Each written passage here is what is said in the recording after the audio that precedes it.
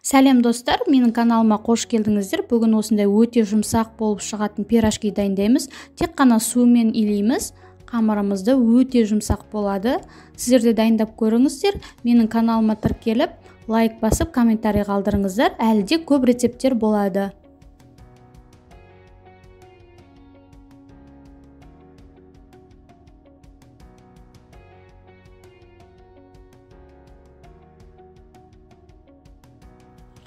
Ең алдыменен жұмыртқамызды, қантымызды, тұзымызды салып аламыз.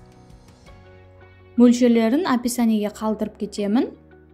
Соған қарап жасаңыздар мөлшеріменен. Содан соң жылы суымызды құямыз және дрожжымызды саламыз. Менде құрғақ ашытқы, яғни дрожж. Жақсылап араластырып 5-10 минутқа қоя тұрамыз. Содан соң сұйық майымызды құйып, жақсылап араластырып, қамырымызды илейміз. Ұнымызды 400 грамм ұн саламыз. Одан көп салмаңыздар, көп болып кетеді. Осылай жұмсақ қамыр илейміз. Қамырымыз өте жұмсақ болады.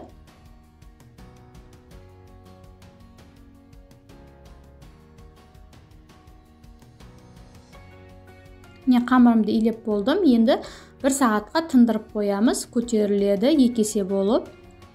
Оған дейін біз картопымызды суға пісіріп аламыз және жуамызды қуырып аламыз.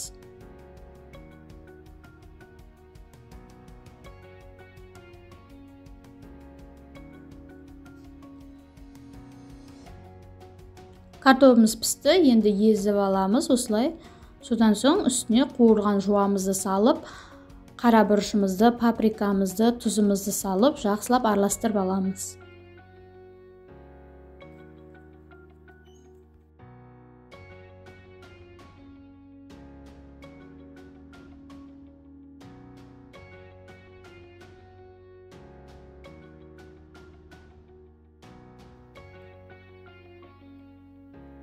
Қамырымыз күшті көтерілген, қолымызды майлап, кішкене зуаларға бөліп аламыз.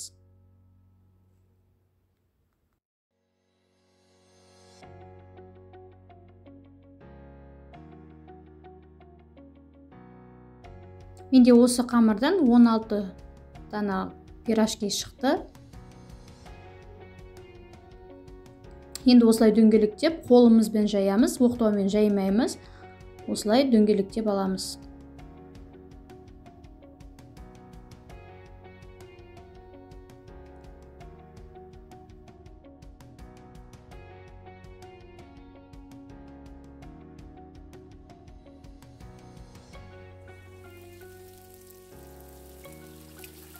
Енді табамызға май құйып қыздырып алып, пирожкилерімізді саламыз, жақсылап қуырып аламыз.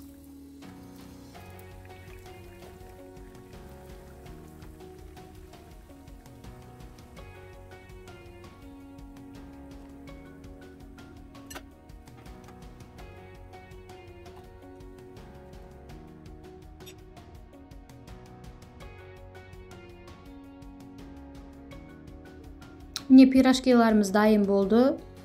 Сіздер де жасап көріңіздер, үй ішілеріңізді қуантыңыздар, өте жұмсақ болып шығады, сенімді рецепт. Видеоны соңына дейін қарағандарыңызға рахмет. Сау болыңыздар.